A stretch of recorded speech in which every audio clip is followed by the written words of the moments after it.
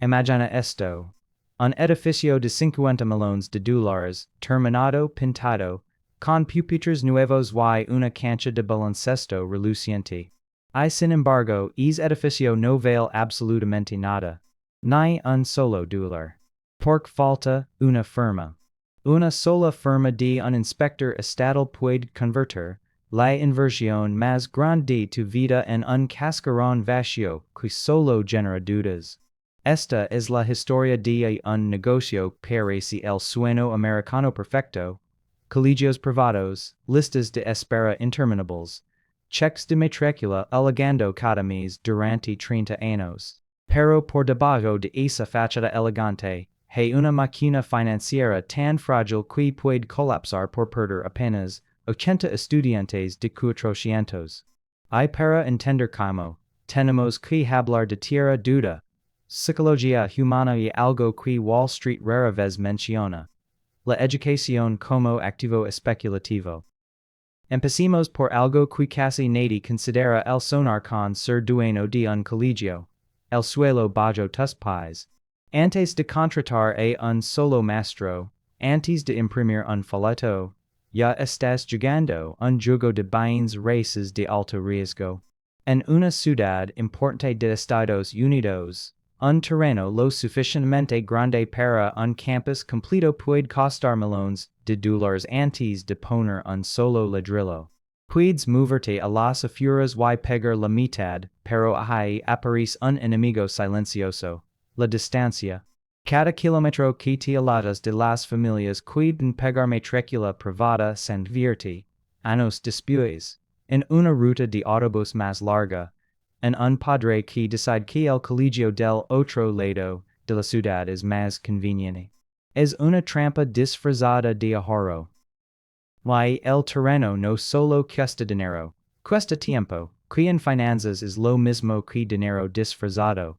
Las juntas de zonificación pueden tardar 1 o 2 años en aprobar que es pedazo de tierra si legalmente un colegio. Durante esos años, sigues pagando intereses sobre un préstamo por una propiedad que aún no genera ni un centavo. Es como comprar un automóvil y pagar la cuota mensual durante 2 años antes que te entreguen las llaves. Ahora imagina que superas esa fase. Tienes el terreno, tienes el permiso. Construir un colegio no se parece en nada a construir una casa. Los costos oscilan entre 230 y 600 dólares por pie cuadrado, dependiendo de la ciudad y el mercado laboral. Y una escuela primaria de tamaño mediano fácilmente 29 millones de dólares, y en mercados con regulaciones sísmicas estrictas, es número puede dispararse hasta 60 millones. Una preparatoria completa, con sus laboratorios y gimnasios, puede costar entre 100 y 200 millones de dólares. Solo en construcción, sin contar mobiliario, sin contar tecnología, sin contar honorarios legales que consumen otro 18 o 25% del presupuesto total. Aquí es donde la historia se pone interesante, porque revela algo profundamente humano sobre cómo funciona la planificación financiera a gran escala. Hubo un distrito escolar en Estados Unidos donde los votantes aprobaron 48 millones de dólares para construir una escuela primaria. 2 años después, cuando terminaron el diseño, el costo había subido a casi 60 millones.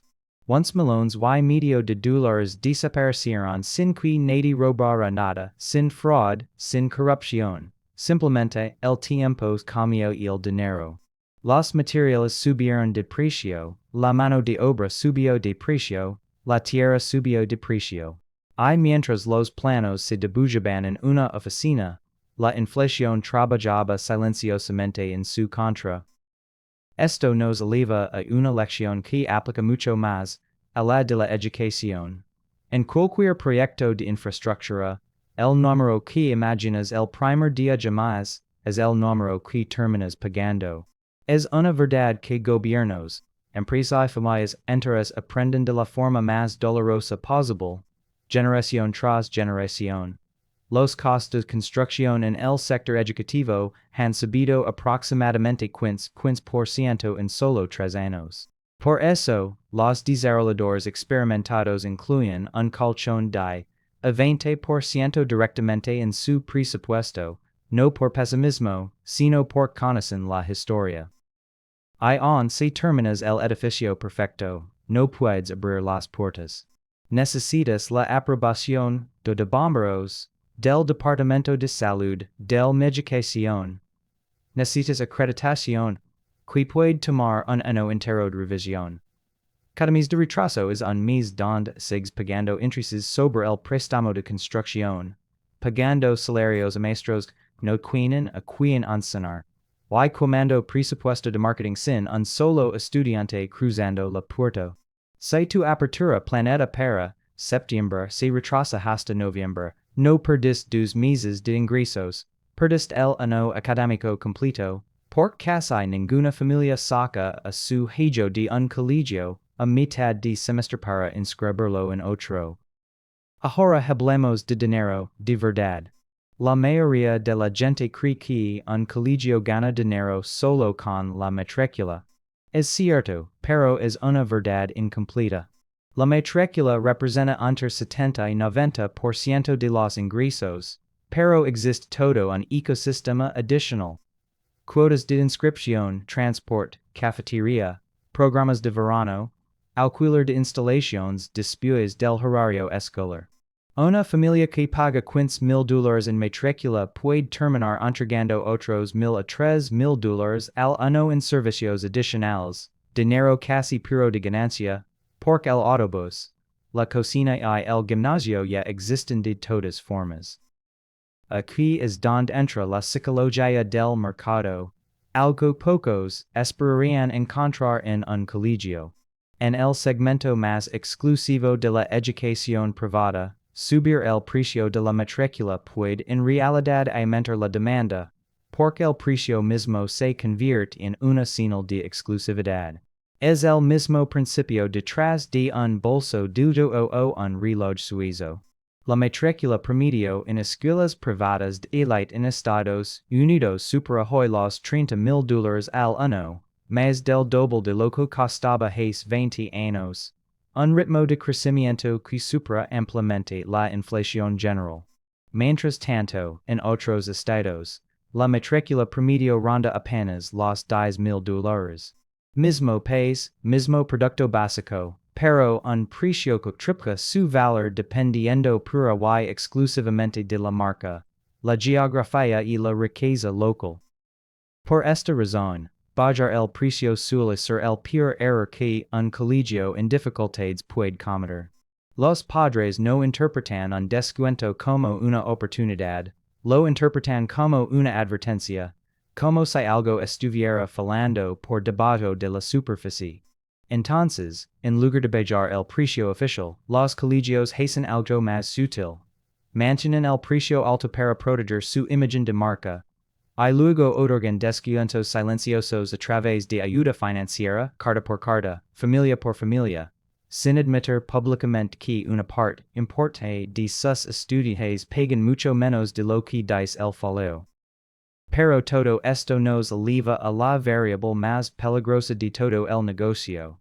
¿Cuántos asientos están realmente ocupados? Casi todos los costos de un colegio son fijos, y a esos costos no les importa si el salón tiene 30 estudiantes o 18. Hagamos el cálculo como lo haría un operador real. Un colegio de tamaño mediano con matrícula de $15,000 después de descuentos por ayuda financiera, termina generando una contribución neta de aproximadamente $2,300 por estudiante. Si los costos fijos anuales rondan los $3,690,000, el punto de equilibrio se alcanza con 300 estudiantes inscritos. Aquí está el giro que debe venir. Si el edificio tiene capacidad para 400 estudiantes y logras llenarlo por completo, generas un excedente cercano a $1,600,000. Pero si bajas a 350 estudiantes, apenas un 87% de ocupación, es excedente por debajo del millón. Liga exactamente a 300 estudiantes, y estás en punto de equilibrio absoluto, sin ganancia, sin colchón de seguridad. Baja a 250 estudiantes, apenas 2 tercios de capacidad, y el colegio empieza a perder un cuarto de millón al año.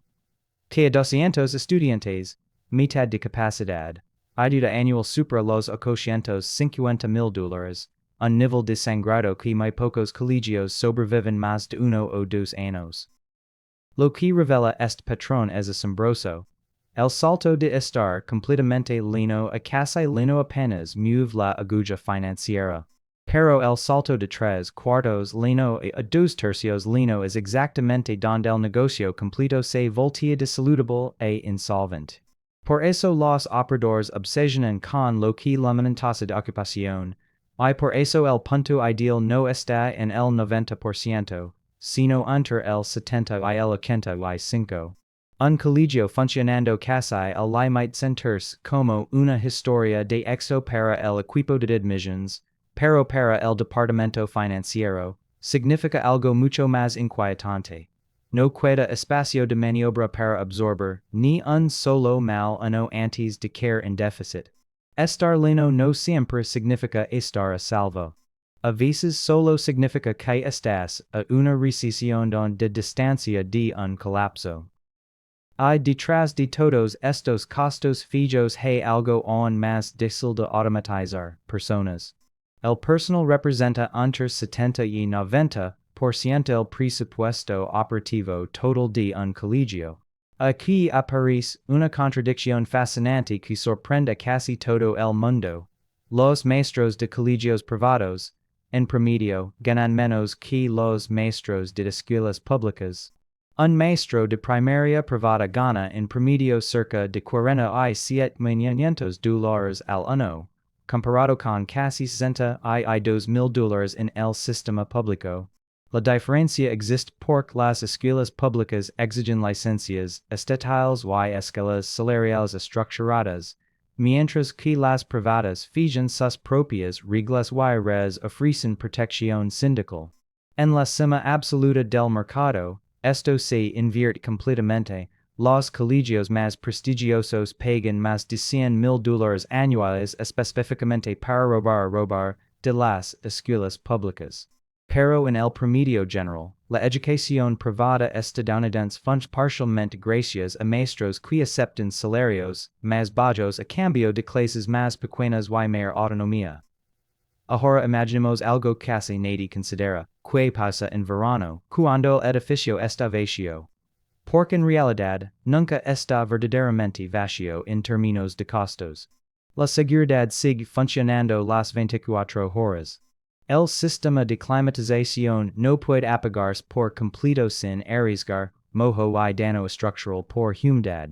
Los softwares de gestión educativa siguen cobrando mensualmente, haya o no estudiantes conectados.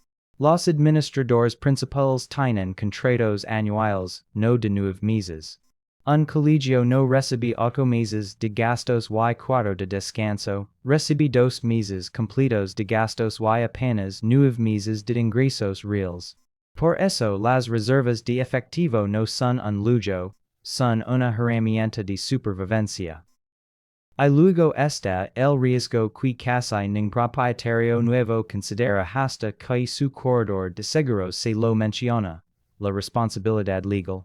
Un colegio es legalmente responsable de la seguridad física de cada niño dentro de su propiedad, en sus autobuses, en sus excursiones, durante 6 a 8 horas diarias. Una sola demanda por lesión grave, sin cobertura adecuada, puede borrar de un solo golpe el accidente anual completo de un colegio quino. Ahora la vimos esta historia a un nivel más grande, porque lo que ocurre con un solo colegio se repite, amplificado, cuando alguien intenta convertir esta idea en una cadena. Existió una educativa que creció de 2 escuelas en el año 2018 a más de 100 campus en múltiples países para el 2022.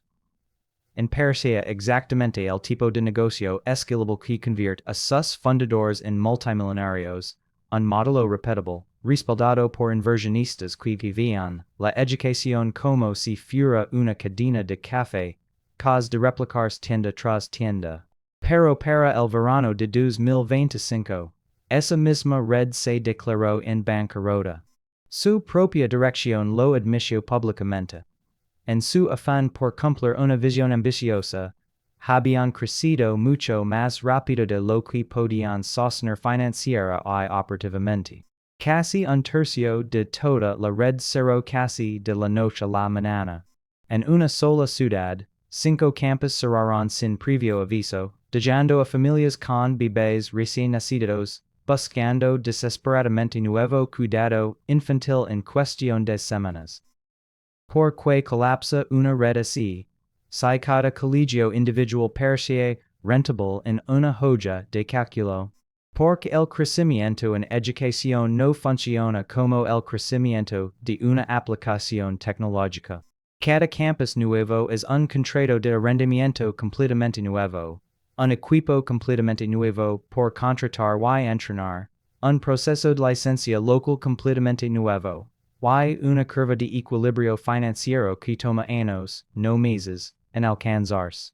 Ligar del 75% de ocupación necesario para sobrevivir puede tomar de 3 a 5 años de construcción constante de reputación local.